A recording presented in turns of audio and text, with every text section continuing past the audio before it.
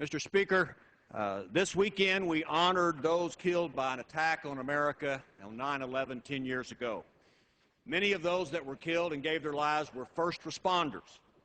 And after the smoke cleared that day from Ground Zero, from the Pentagon down the street, and that special field in Pennsylvania, America went after the Islamic terrorists who would murder in the name of religion. The wars against our enemies have taken us to the desert of the gun and the valley of the sun in Afghanistan and then off to Iraq. I've been to Afghanistan and to Iraq, as many members have. And I can tell you, Mr. Speaker, our military that is there representing us is the finest military that has ever existed in the history of this country. Afghanistan is a land that seems to be cursed by God. It is a hard land. And in Afghanistan on August the 6th, 2011, specially trained United States military were headed to root out the Taliban and help our Army Rangers who needed their support. The CH-47 Chinook helicopter they were in was shot down in the Wardak province of Afghanistan. 30 Americans gave their lives that day, as well as 8 loyal Afghans. They were our first responders abroad, who go where the timid are not found and the weak of soul are never seen. Here are their names, Mr. Speaker, and their photographs. The first one here, David Carter, Chief Warrant Officer of the United States Army National Guard from Colorado. Next is Heath Robinson, Chief Petty Officer, United States Navy SEAL from Michigan. Next to him, Mr. Speaker, is Alexander Bennett, Sergeant, United States Army Reserve from Washington. Next to him is Craig Vickers, Senior Chief Petty Officer, United States Navy SEAL from Hawaii. Number 5 on this top line here is Jared Day, Petty Officer First Class, United States Navy SEAL from Utah. And the last one on the first row is Jonas Kelsall, Lieutenant Commander, United States Navy SEAL from Louisiana. I continue with the second row. John Tomlinson, Petty Officer First Class, United States Navy SEAL from Iowa. Next to him is Michael Strange, Petty Officer First Class, United States Navy SEAL from Pennsylvania.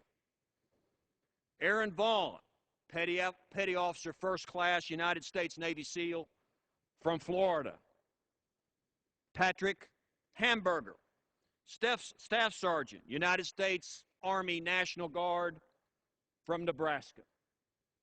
Next to him is John Foss, Chief Petty Officer, United States Navy SEAL, Minnesota. And the last one on the second row is Matthew Mason, Chief Petty Officer, United States Navy SEAL from Missouri. I continue with the third row of our warriors. Robert Reeves, person known by members of my staff, Chief Petty Officer, United States Navy SEAL, Louisiana. Next to him is Stephen Mills, Chief Petty Officer, United States Navy SEAL from the great state of Texas. Next to him is Louis Langlis, Master Chief Petty Officer, United States SEAL from California. Next, Chris, Petty Officer First Class, United States Navy SEAL from North Carolina. The next warrior is Derek Benson, Petty Officer First Class, United States Navy SEAL, California. And the last one on this row is Jason Workman, Petty Officer First Class, United States Navy SEAL from Utah. I continue, Mr. Speaker, and I hope you can see these photographs. Jesse Pittman, Petty Officer First Class, United States Navy SEAL from California. Next is Nicholas Spear, Petty Officer Second Class, United States Navy SEAL, Minnesota. Andrew Harville, Staff Sergeant, United States Air Force from California. David Zerby, Tech Sergeant, United States Air Force from Pennsylvania. John Brown, Tech Sergeant, United States Air Force from Florida.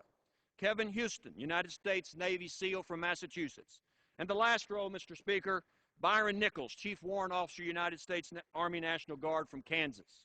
Spencer Duncan, Specialist, United States Army Reserve from Kansas. Nicholas Null, United States Navy SEAL from West Virginia. Thomas Ratzliff, Chief Petty Officer, United States Navy SEAL from Arkansas. Byron Bill, United States Navy SEAL from Connecticut. And John Dugera, Petty Officer, Chief First Class United States Navy SEAL from Nebraska. Mr. Speaker, these are the men who gave their lives so that others could live. And while we mourn the lives they gave for the rest of us, we should thank the good Lord that such men as these lived. The Americans, the American breed, the rare breed, the finest we have. And that's just the way it is.